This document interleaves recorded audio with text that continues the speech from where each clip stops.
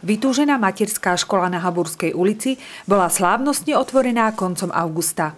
Na slávnostnom otvorení sme oslovili hostí. Teším sa, že pokračujeme vo filozofii opravovania materských škôl. Mesto Prešov je mesto, kde sa najviac investovalo na celom Slovensku do materských škôl.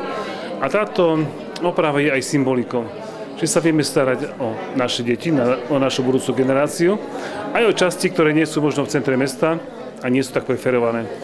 Nižná Šebastová je súčasťou mesta Prešov. Chceme revitalizovať aj Panskú záhradu a prípadne aj kúpiť kaštiel a urobiť z neho nádhernú pamiatku, ktorá by slúžila celému Prešovu.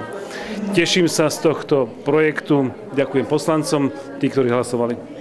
Na tento deň sme veľmi dlho čakali a strašne sa tešíme, že konečne ten vytúžený deň nastal. Je to pre nás úžasná zmena.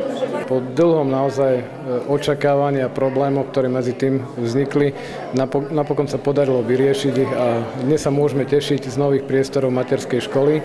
A ja chcem vysloviť veľké poďakovanie všetkým, ktorí sa väčšou či menšou mierou pričinili o toto dielo. Mne osobne sa to veľmi páči. Ja som veľmi prekvapený výbavou tohoto zariadenia a tým, že na zariadení sa nešetrilo, tak ako by sme boli niekde očakávali v zmysle tom, že nás tlačili s financiami čo na najnižšiu možnú mieru. Už aj to, ako to vyzerá, a hlavne choďte sa pozrieť na tie technické miestnosti, je príkladom toho, že naozaj je to vybavenie pre 3. tisícročie.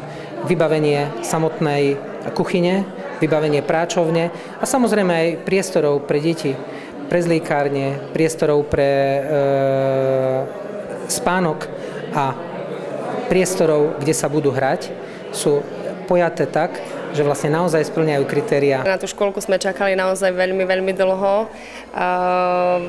Čo som sa bavila aj s inými mamičkami, tak fakt problém bol s tou škôlkou, s tými priestormi, čo boli niekedy na tej fare. Sme radi, že to už konečne máme. V septembri prach dlho očakávanej materskej školy v Nižnej Šebastovej prekročili prvé deti.